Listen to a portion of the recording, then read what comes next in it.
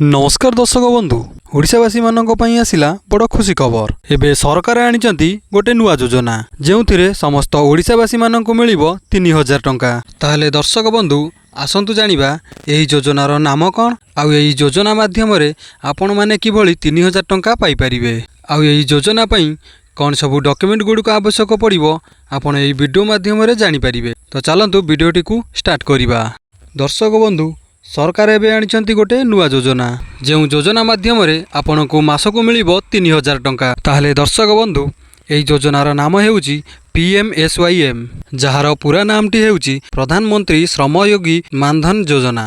आउ यही योजना माध्यम रे आपण को मासको 3000 टंका लेखाए मिलिबो। ताहले आसंतु जानिबा आपण 3000 टंका केमिति पाइबे। तो दर्शक बंधु जो माने ई श्रम कार्ड रे रजिस्ट्रेशन करिथिले सेमानक मोबाइल को गोटी SMS जाइथिबो आउ सेतिरे लेखा है फॉर 3000 पेंशन जॉइन प्रधानमंत्री श्रमयोगी मानधन पेंशन योजना। तो दर्शक बंधु यार मानेटी हेउची जे प्रधानमंत्री श्रमयोगी मानधन योजना माध्यम रे आपण को मासको 3000 टंका पेंशन बाबद को मिलिबो आउ जेउथि पई आपण को मासको अति कम रे 55 टंका देबा पई पड़िबो। ताहले दर्शक बंधु आसंतु एही योजना विषय रे पूरा डिटेल्स रे कहि देउची। ताहले दर्शक बंधु जेउ मानक ई श्रम कार्ड रे नाम रजिस्ट्रेशन हेइथिबो सेमानक मोबाइल नंबर को सरकारक तरफ रु गोटी SMS जाइथिबो आउ सेही SMS रे लेखा थिबो जे फॉर 3000 पेंशन जॉइन प्रधानमंत्री श्रमयोगी मानधन पेंशन योजना at mandhan.in monthly contribution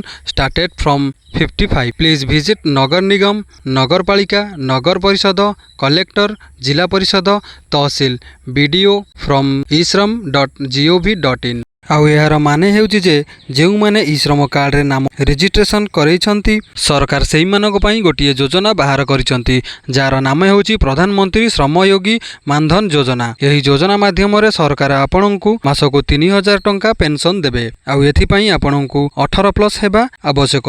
ताले दर्शक बंधु एही 3000 टंका मासको आपण पाइबे पई हेले आपनकु मासको सर्वनिम्न 55 टंका एही योजना रे रखिबा पई पड़िबो आउ आपनकु 60 वर्ष होला परे सरकार आपनकु मासको 3000 टंका लेखाएं आपण बंचिथिबा पर्यंत आपनकु सरकार देबे आउ एही योजना पाइबा पई हेले आपनकु आपनकर नगर निगम नगर पालिका नगर परिषद कलेक्टर जिला परिषद BDO सह साक्षात करिबा पई पड़िबो। ताले दर्शक बंधु आसंतु जानिबा आपण माने किभली एही योजना रे आवेदन करि परिबे।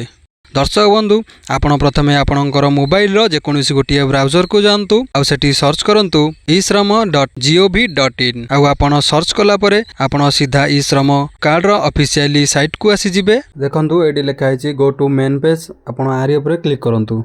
देखंतु आपण सामने रे एही बेली गोटिए पेज ओपन होई आसीबो।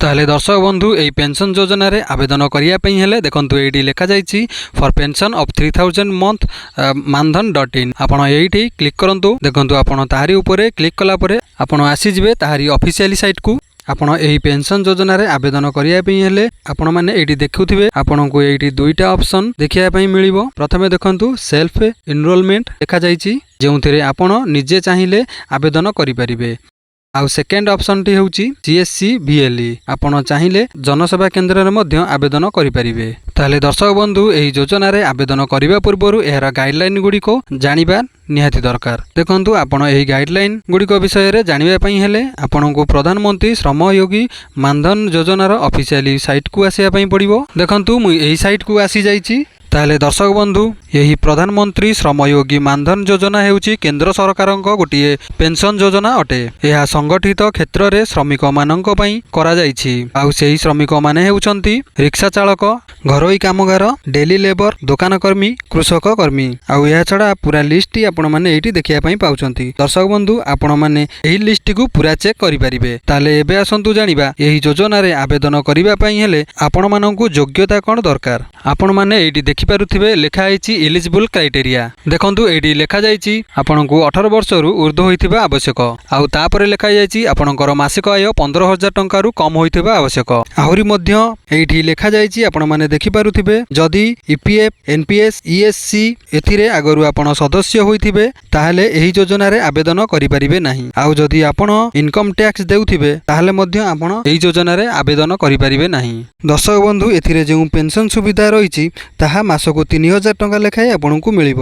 ଏହି ପେନ୍ସନ୍ ଯୋଜନାରେ ଯଦି ସେହି ସଦସ୍ୟର ମୃତ୍ୟୁ ହେଉଛି ତାହେଲେ ଏହି ପେନ୍ସନ୍ଟି ତାଙ୍କର ସ୍ତ୍ରୀ କିମ୍ବା ସ୍ୱାମୀଙ୍କୁ 1500 ଟଙ୍କା ଲେଖାଏଁ ମିଳିବ।